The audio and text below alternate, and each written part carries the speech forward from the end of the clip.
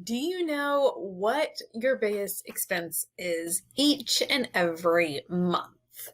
Um, that's what we're going to talk about today on this episode of Money Mastery with Aimee. And I'm going to let you know the biggest expense that you have each and every month is not your mortgage. And most people are pretty shocked by that. Before we dive in though, let me quickly introduce myself. If we have not met before, hi, my name is Aimee Cerka. I am the money confidence coach and founder of Money Masters Inner Circle. So I help women to ditch financial stress for good so that they can create the financial security that they crave, have options to do those things that we all want to do with our family, and truly build long-term wealth without having to work 80-hour work weeks or living off of beans and rice forever, because that's no fun. And we have to create a life that we love, right? So without further ado, let's dive in. What is the biggest expense that you have each and every single month? There's really a couple things that we gotta work on before we can get to this, like what actually is the biggest expense. So stay tuned, we're going to get to that.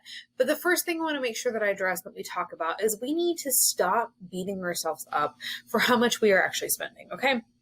Inflation alone has increased astronomically. I mean, you can look at the rate of inflation, but honestly, they exclude major things like milk, bread, eggs, all those things. We've all seen the prices go up exponentially over the last 18 months or so. We probably can almost say 24 months, but we'll stick with 18. So over the last 18 months, prices have gone up like crazily. You cannot be beating yourself up for how much you are spending, for how much money you're spending. It's just not necessarily the same. That whole like, oh, I only spend $100 a week to feed my family of 4 on groceries it might be possible anymore, but it really shouldn't be feasible. There's other things that we're making important. We should not be sacrificing stuff in our finances. We're sacrificing our health just for that short-term gain in our finances as well. It's way important. So first off, stop beating yourself up. And if you are feeling guilty about how much you're spending, give yourself some grace. Like really acknowledge like, okay, what's in the past is in the past. We can't even change it anymore. It doesn't do us any good to waste any energy on what happened in the past. We're just looking to move forward in the future. What can we change? What can we improve right now? Okay. Which really brings me to the second thing. If you're beating yourself up over how much you're spending, well, even if you're not, we really need to be tracking our expenses. We need to know each and every month exactly how much is going out, how much we're spending, all of our expenses each and every month, okay? Now, this is going to include the biggest expense you have each and every month that we probably aren't going to guess because it's something we don't think about, okay? But we need to track our expenses. And it's not just an overall number. We need to have a breakdown, okay? This is something we cover in depth in Budgeting Simplified, and I talk about how to have that process set up for you so it's almost automated. There's a lot of budgeting apps out there that'll help you do this and kind of automate this process. It's going to be a little more intense, hands-on in the moment, but when you're setting up, it's just about setting that system up. When you have the system in place and it's working for you, it's amazing, but we have to put that work in to set the system up. So if you're looking for a new budgeting app, really the one that you need to use is the one that works for you. The one that I recommend to most of my clients and the one that I use personally is You Need a Budget. I'll put a link here in the comments for you. Or in the description of this video, sorry. Put a link in the description of the video. I have a referral code for you. If you use that referral code, you get a free 34 days, I want to say it is, as well. Gives you time to test it out. Just try it. See if it actually works for you. See if it works well in your system. Like I talk about inside Budgeting Simplified, I actually don't really use it the way that they intended for us to use it, but it's the perfect system and I've made it work for what I'm looking for. And I love the flexibility and how intuitive it really is. It really helps me out. And I love how seamless it is. But tracking your expenses, we have to know how much we're spending. Now, how detailed you get in this is really going to be up to you. But if you're feeling that guilt about your spending and you're struggling with that, I would encourage you to dive in, to break things down. For a while, probably a big topic would be combining groceries and household items. Now, do you separate them out? Do you combine them? I had for a while, ours was separated because I really wanted to see the numbers. Now, majority of our household items aren't purchased like with the groceries anymore.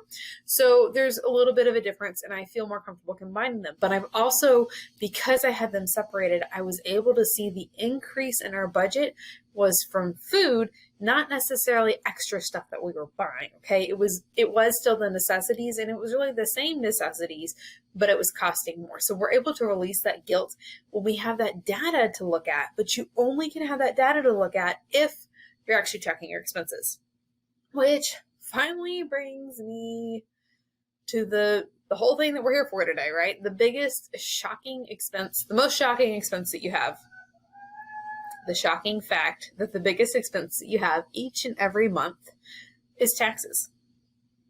Now, there are a couple ways that you can legally, morally, and ethically reduce your tax burden. We're all about being legal, moral, and ethical, right? And I've got 3 strategies here I'm going to share with you real quick on how you can do that. But the money taken out to pay taxes is still your money. Like your tax refund in April, that's your money coming back to you that the government held on to, okay? It is your money. And you need to know how much you're spending in taxes every month. So when you're tracking your expenses, if you're a W-2 employee, you need to see how much are you spending in taxes each and every month. Just because it's taken out before it gets to you doesn't mean that it wasn't your money. Now, most people think it's our mortgage or your rent, which probably the second biggest. But for most of us, it's taxes. Okay, so 3 quick ways that you can legally, morally, and ethically lower your tax obligation. The first one is having a business, a home-based business specifically. There is a training for all my money masters out there inside Money Masters Inner Circle that is from the Mompreneur Mastery Summit this year, the replay from that, where we talk about the tax advantages of having your home-based business, because there are a ton. And I have to tell you, even if you have a home-based business, I'm willing to bet money that you are not taking all of the deductions that you are eligible to take, because most people don't. Most people are afraid of the IRS and don't take what you're legally eligible to take. And we don't need to be afraid of our legal rights. Take the deductions that you are owed, because it does legally lessen your tax burden. Okay. The second way that you can reduce your tax burden is by having an HSA. Now, if you are a home business owner or a self-employed home business owner, there are other ways that you can set this up, because an HSA is the one that is designated for W-2 employees. You can purchase these privately if your employer doesn't offer it, but I believe it's called the HRA for self-employed business owners, and you have to have a specific thing set up within your company to even be eligible for that. There's a little bit more restrictions when it comes to that, but a HSA is a great way to reduce your taxable obligation or your tax obligation. And then the third thing would be life insurance with specific whole life, universal life. Universal life specifically, you can put assets in there, income in there, and it'll store that tax-free. Definitely need to consult with somebody though, because there are stipulations, especially when it comes to universal life. You have to be putting enough money into them that they do not collapse upon themselves. We saw this time and time again when I was in insurance. Somebody sold someone a universal life because they could do a little bit cheaper of a policy for a couple of years. And then 5 years down the road, we were talking to them and their policy was not going to last. It was not going to be funded anymore. So then they didn't have that policy. So universal life is a great asset.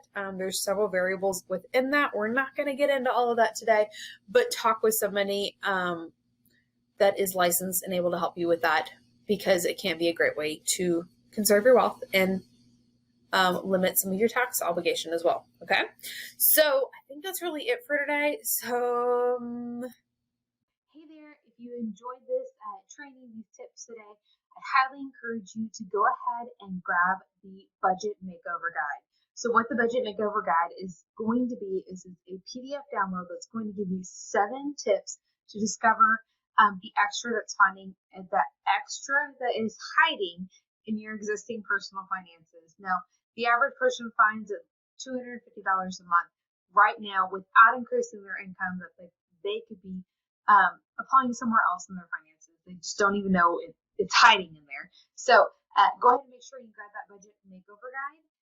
The link to grab that is there's either going to be a button directly below this video or in the description, depending on where you are watching this video at. So grab the budget makeover guide and we will see you later. Bye.